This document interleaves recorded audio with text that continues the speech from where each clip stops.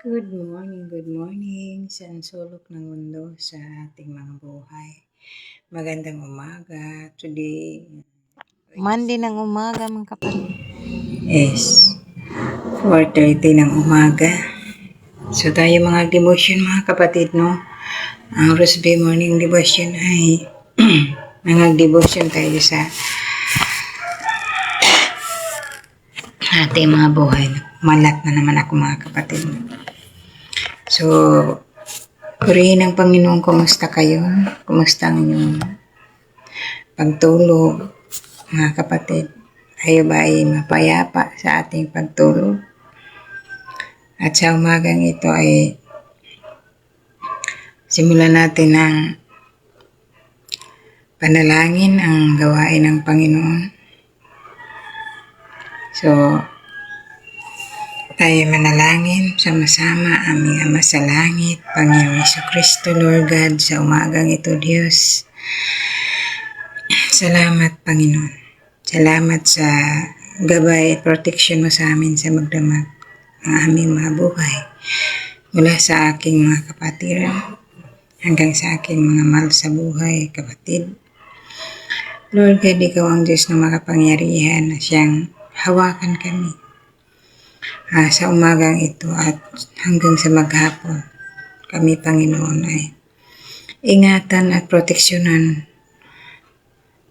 mula sa aking mahal sa buhay hanggang sa mga kapatiran, Panginoon. Ang tanging dalangin namin, Lord, ang gabay mo, ang proteksyon mo, ang pag-iingat mo, at pagsama mo sa aming buhay. Sa umagang ito, God, pagpalain mo kami ng iyong karunungan. Pagpalain mo kami ng iyong kapangyarihan. Pagpalain mo kami at samahan mo kami ang aming mga mahal sa buhay sa paghanap buhay. Ingatan mo, Diyos, ilayo sa anumang mga kapamakan at Ikaw ang aming kasama sa araw-araw namin. Paghanap buhay, O God. Tunay nga, Lord God, na sa inyo ko pinagkatiwala ang lahat, Panginoon. Ano man ang mga karamdaman. Sa umagang ito, in Jesus' name, O God. Mapalitan ito, Panginoon, ng kagalingan, Panginoon, na nagmumula sa iyo, O Diyos. Ano man, O God, ang mga karamdaman ng bawat isa, mga pagsubok ng bawat isa sa pangalan ni Jesus, walang kapangyarihan ang gawa ng masama sa ating mga buhay, Panginoon. Lord God, sa umagang ito, God, turuan mo kami, kayo, O Diyos, ang kumilos sa puso't isipan ng bawat isa. Patawarin mo kami sa aming mga pagkukulang, pagkakasala. Ano man ugad ang aming nagagawang karumihan sa iyong harapan, patawarin mo kami. Dahil ikaw ang Diyos na makapangyarihan na aming Ama na sa langit, na mahabagit, maawain, matulungin. At higit sa lahat, pagpalain mo kami, Panginoon, sa aming buhay, O God. Mga pagsubok na mga nararanasan ng bawat isa, O God. Samahan mo kami, Panginoon. Lord, tinataas ko ang aming mundo, ang aming bayan, ang aming bansa, Panginoon. Na ikaw ang Diyos na makapangyarihan, na magbigay ng kapayapaan, magbigay ng kasagutan, magbigay ng solusyon sa problema ng bansa, Panginoon. Nawa, O Diyos, umiral ang pagkakaisa, pagmamahalan sa taong ito, Panginoon, na magmumula sa aming Pangulo hanggang sa pinakamababa niyang kabinete, Panginoon, hanggang sa aming lahat, Panginoon, Lord God. Sa umagang ito, Panginoon, Lord, sinusurrender namin ang aming mga plano, ang aming mga desisyon sa buhay, O God. Gabayan mo, samahan mo kami, Panginoon. Sa umagang ito, Lord, sa inyo namin itinataas ang lahat ng papuri at pasalamat. Sa pangalan ng Panginoong Hesus. Amen. So magandang umaga mga kapatid. Good morning, good morning. At tayo ay didiretso na sa topic ng ating gawain. No? Kumusta kayo mga kapatid? Kasi ako ngayon, parang sumasakit yung dito ko. No? Masakit yung, parang may masakit na hindi maintindihan. In Jesus' name. Jesus' name. No? parang meron akong sipo na hindi ko alam, no? Na parang kaya kumusta ang mga buhay? Sa umagang ito ay makipagbuklatan kayo sa akin, mga kapatid. Sa unang Korinto 6:12 hanggang 20, mga kapatid. So, ano man ang ating topic ngayon, mga kapatid? Lahat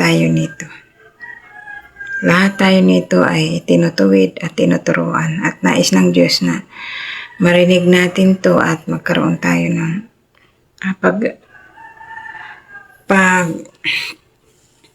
sisiyasat sa ating buhay. Dahil ito talaga ay nakapokus ito sa akin, sa inyo, sa ating lahat, no?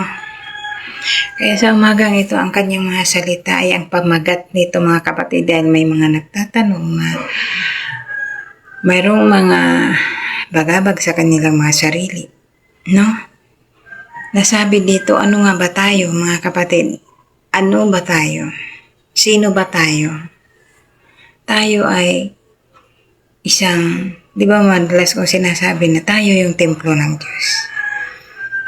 Para patunayan, mga kapatid, dito ang pamagat ng ating kwento sa unang ating maririnig sa unang Korinto 6:12 hanggang 20. Nasabi dito, pamagatan ko ito, ang katawan ninyo'y templo ng Diyos. O, di ba? Ang katawan ninyo ay templo ng Diyos. Ang ating katawan, tayo ang templo. Tayo yung tirahan. Tayo yung tirahan ng Diyos, mga kapatid. Kaya, kasama natin ang Diyos. O, mabagabag kayo kung anong ikaw mismo, ikaw yung tirahan ng Diyos. Kaya sabi dito, sa 12, may nagsasabi, malaya ako makagagawa ng kahit ano. Ngunit ang sagot ko naman, hindi lahat ng bagay ay makakabuti.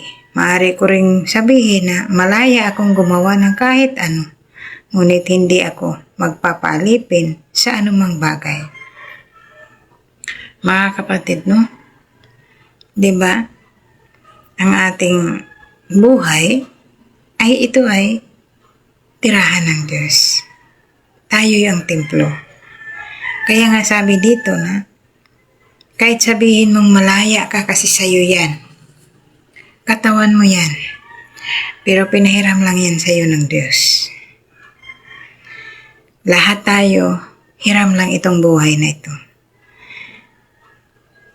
Kaya, kahit sabihin mo na, wala makapagpipigil sa'yo dahil sa'yo yan. Buhay mo yan. Hinira mo lang yan sa Panginoon. Kaya alam niyo, mga kapatid, sa bawat galaw ng ating mga buhay, siyempre nandoon din yung kagaya ko.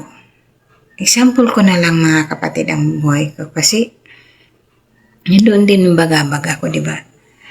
Kasi naglilingkod ang pinapagamit ko ang aking katawan sa dalawa. Dahil nga, creator ako. Di ba nga mayroon akong gawain sa social media? Mayroon din akong gawain sa Panginoon.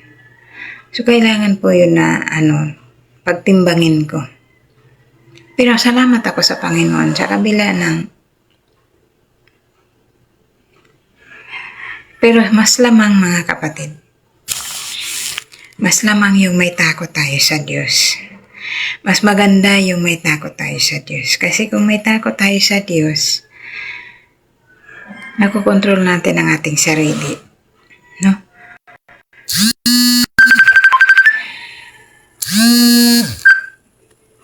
Alam mo, talaga minsan itong ating na mayroong alam na magka-live tayo, sige lang sila tawag ba. Pero hindi ko inaano yung mga tao na yun, mga lang yun, mga kapatid. distraction ba? So, purihin ang Panginoon, mga kapatid. Yun yung mga kapatid, dahil mas maganda yung may takot tayo. Maari lang nga, di ba, na nakikita nyo yung happening, masama, hindi na ba pwede magsaya ang anak ng Diyos? Kailan nga ibiluklok mo yung sarili mo? Dahil,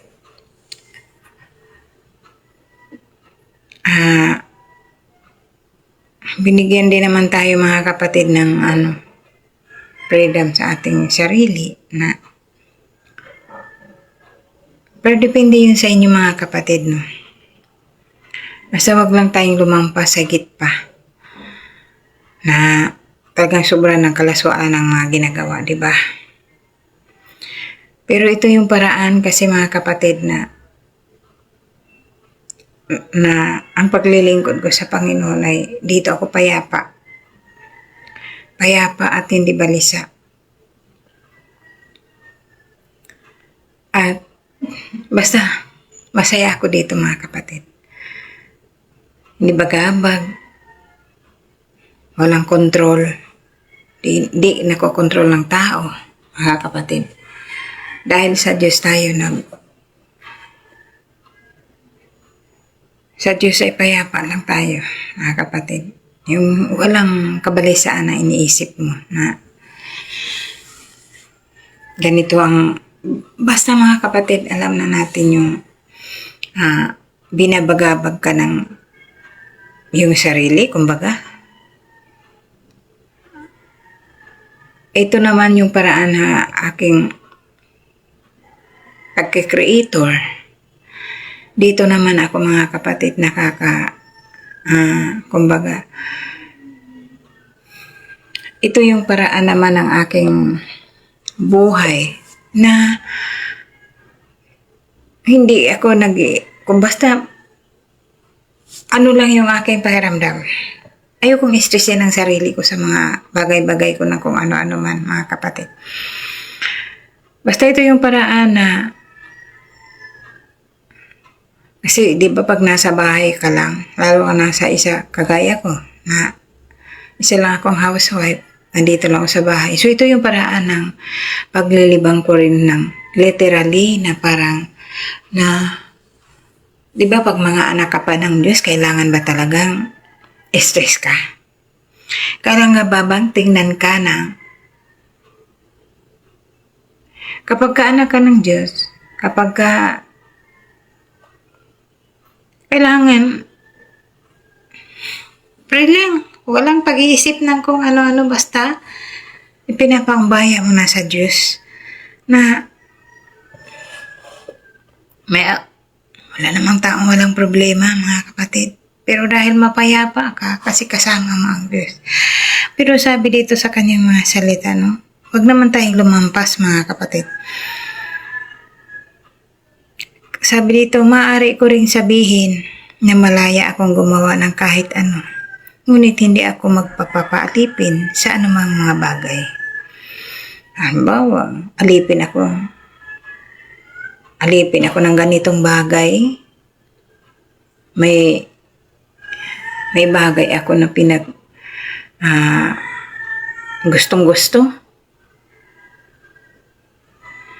Tapos hindi ko nakukuha. Parang gano'n. Tapos hindi ka na balisa ka na kasi hindi mo nakukuha yung gustong bagay na gawin mo. Hindi gano'n mga kapatid. Kung hindi yan ipagkaloob ng Panginoon, huwag pilitin. Kasi siya pa rin ang nakakaalam at may control. Kaya nga sabi dito, sasabihin naman ng iba, ang pagkain ay para sa tiyan at ang tiyan ay para sa pagkain. Ang tiyan ay sasabihin ng iba, ang pagkain ay para sa tiyan at ang tiyan ay para sa pagkain. Totoo yan. Ngunit, parehong sisirain ng Diyos ang mga ito. Ang katawan ay hindi para sa immoralidad, sapagkat ito'y para sa paglilingkod sa Panginoon. At ang Panginoon naman ay nag-aalaga sa katawan. So, ang katawan natin mga kapatid, ay sinasabi natin, no? Ang pagkain ay para sa tiyan at ang tiyan ay para sa pagkain. Nandoon na tayo. Good morning. Purihin ang Panginoon. Diba? Bagkus pareho naman yan sisirain yung mga kinakain natin. Sisirain yan ng Diyos. Puro yan, mabubulok yan lahat. Yung ilalagay natin sa ating tiyan, ilalabas din lang naman natin, diba? Purihin ang Panginoon.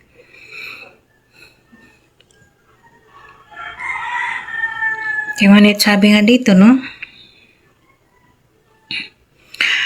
Ang katawan natin ay hindi dahil na para sa paglilingkod. Hindi dahil sa mga immoralidad na gawain. Hindi ko yan salita mga kapatid. Lahat tayo nito tinuturoan ba? Sabi dito, ang katawan ay hindi para sa immoralidad, sapagkat ito ay para sa paglilingkod sa Panginoon. At ang Panginoon naman ay nag-aalaga sa katawan. Sabi sa 14, muling binuhay ng Diyos si Jesucristo. At tayo man ay muling bubuhayin sa pamamagitan ng kanyang kapangyarihan. Hindi ba ninyo alam na ang inyong katawan ay mga bahagi ng katawan ni Kristo? Kukunin ko ba ang bahagi ng katawan ni Kristo upang gawing bahagi ng katawan ng isang babaeng nagbibinta ng aliw? Hindi, di ba? Mga kapatid, di ba ang ating katawan ay ito yung bahagi ng katawan ni Kristo na nakikita. Tayo ang kamay, tayo ang mga mata. Itong ating mga kamay, gamitin natin to sa mga mabubuting bagay. Hindi natin to gamitin sa pagpatay, pagnakaw, o kung ano-ano mang kasamaan kung hindi para sa kabutihan. Dahil ang Diyos na nagbigay ay mabuti, mga kapatid. No? Huwag natin ito ipagamit sa kasamaan. Kasi ito'y hiniram natin sa Panginoon ng malinis, maayos. Ibalik din natin sana ng maayos. Diba? Purihin ang Panginoon. Sabay na sa tayo mga kapatid. So sabi dito, kukunin ko ba ang bahagi ng katawan ni Kristo upang gawin bahagi ng katawan ng isang babaeng nagbibintang aliw? Hindi, di ba? Hindi. Mayroong mga iba mga kapatid. Mayroon tayong mga kapatid na ewan ko ba talagang sa panahon ngayon ay wala nang matakot sa kasalanan. Yung iba, talagang pasensya na kayo mga kapatid. No? Ito yung salita ng Diyos ay hindi ito sa akin. Kukunin ba natin itong pinahiram na buhay para sa pangbibintang aliw? Ano ba yung pagbibintang aliw? Alam nyo naman yun mga kapatid, di ba? May asawa ka, tatawid ka pa sa iba. O may karelasyon ka. Hindi lang isa o dalawa, tatlo, ganon-ganon mga kapatid. Makontento na tayo kung anong biyaya na pinagkaloob sa atin ng Panginoon na ito yung binigay sa'yo ng Diyos sa umpisa, magsama ka na kayo hanggang dulo. Ano pa bang hanapin mo sa iba kung wala sa asawa mo? Kumbaga, mayroon, ganoon din naman yun doon, nandoon. Diba? Pareho lang yun eh. Diba? Depende na yun sa pagsasama ninyo mga kapatid. Kung nais ng maging maayos ba. Kasi alam niyo mga kapatid, kapag ang mindset natin na yung hindi lang magkasundo, kawawa doon mga bata lalo na pag may mga anak. Kawawa doon mga kapatid yung mga bata. Talaga.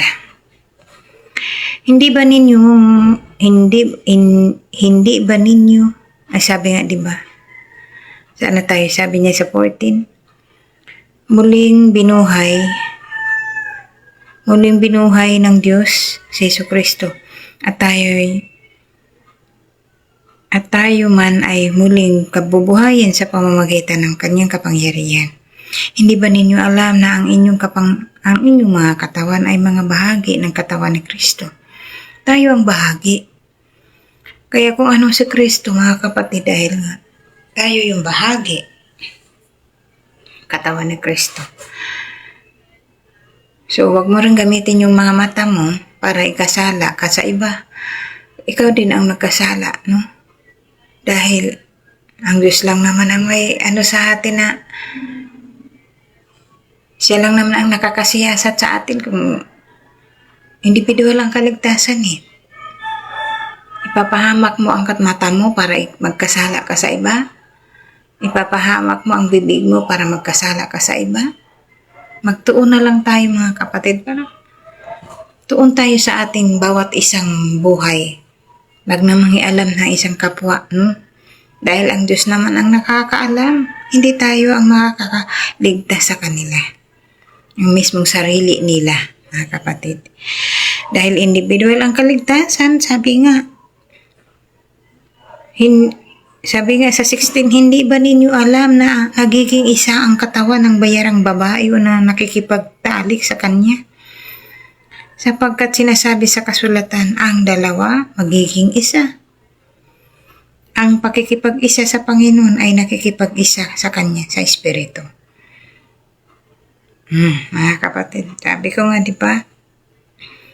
Ang bayarang babae at nagbibintang aliw ay isa lang. At sabi dito, no, upang gawing bahagi ng katawan ng isang babaeng nagbibinta ng aliw. Hindi, di ba?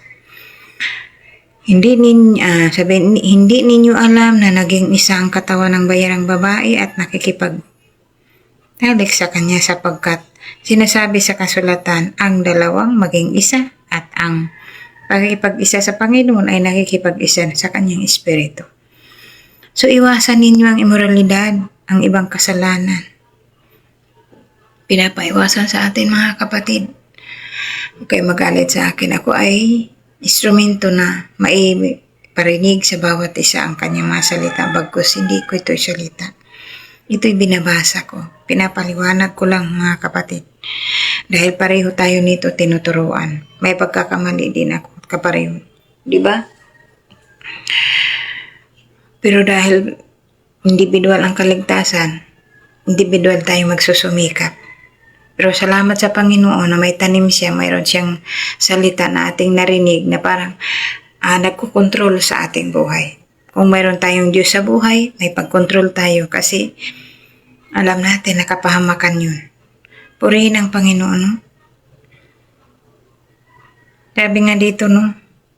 Di ba ninyo alam na ang inyong katawan ay templo ng Espiritu Santo? Na nasa inyo, na ipinagkaloob sa inyo ng Diyos. Hindi ninyo pag-aari ang inyong katawan. Sapagkat binili na kayo sa isang halaga. Kaya't gamitin ninyo ang inyong katawan upang maparangalan ang Diyos. Mga kapatid, tayo ang templo, di ba? Maliwanag dito sa unang Korinto 6:12 hanggang 20. At ang ating buhay, ito yung templo ng Diyos. Ito yung mga bahagi ng katawan ng Espiritu Santo, ating Diyos. So tayo, kung ipinapagamit natin to sa mga bagay na hindi kaaya-aya, isa na ako doon mga kapatid. Kaya, kung nais natin na makasama ang Diyos sa ating buhay, individual ang kaligtasan. Individual tayo magkayakan sa Panginoon. Individual tayong susunod at individual tayong tinuturuan. No? Ng kanyang mga salita, ang katawan, ang katawan natin ay templo ng Diyos. Hindi man matatawag-tawag na ang simbahan ay yun na, templo. Templo lang yun kung marami tayo, kung tayo ay nagpupuri doon. Kasi nandoon ang mga anak ng Diyos, ng templo ng Diyos, nagpupuri, mga kapatid. Purihin ng Panginoon, nawa maunawaan ng bawat isa na ang templo ay ikaw at ako. Purihin ng Panginoon, manalangin tayo sa ating pagtatapos. Salamat sa mga salita mo, O Diyos. Tunay nga, Lord God, na ikaw lang ang makapagbibigay sa amin ng kaligtasan. Ikaw lang ang makapagbibigay sa amin ng kapayapaan. Ano man agad ang aming pagkukulang, pagkakasala, Panginoong Lord, patawarin mo kami sa buhay na ito na ipinagkaloob mo. Na minsan, Lord, ay may pagkakamali kami. Tunay nga, Panginoon, na ikaw ang dinadakila, itinataas namin sa aming buhay. Kaya, Panginoon, sa umagang ito, ano man agad ang mga problema, pagsubok ng bawat isa, Lord, dinataas kita, Panginoon, sa aming buhay na patawarin kami o samahan kami sa aming mga pasanin. At Lord God, tinataas namin ang mga plano ng aming mga sa buhay. Mga desisyon sa buhay, O God. Pagpalain mo ito, Panginoon, dahil ikaw ang Diyos na makapangyarihan na handang magbigay sa lahat ng mga pangangailangan ng bawat isa. Lord God, espiritu ng karamdaman, utusan ka na namin na umalis ka sa pangalan ni Jesus sa aming mabuhay. At espiritu ng kagalingan, ikaw ang Diyos na makapangyarihan na makapagbibigay ng kagalingan sa anumang mga karamdaman ng bawat isa, saan man sila nagpapagaling, saan sulok ng mundo. Sa inyo kami umasa ng pagkagalingan, ugad na nagmumula sa iyo, anuman mga kahilingan ng bawat isa, mula sa aking mga mahal sa buhay hanggang sa aking mga kapatid-kapatiran. Panginoon Lord God, sa inyo ang katugunan, kayo ang nakakaalam ng lahat ng mga dinadaing ng bawat isa. Kaya Lord, pinapaumbaya namin ang pagsama mo, ang paggabay mo, ang protection mo at pagpalain sa lahat ng aming mga hanap buhay, Panginoon. Salamat Lord God sa umagang ito, Lord. Ingatan mo kami, gabayan mo kami.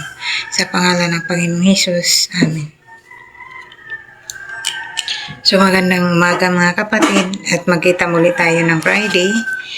Sa umagang ito ay pansamantala tayo tatapos ng ating morning devotion. God bless everyone. Magandang araw.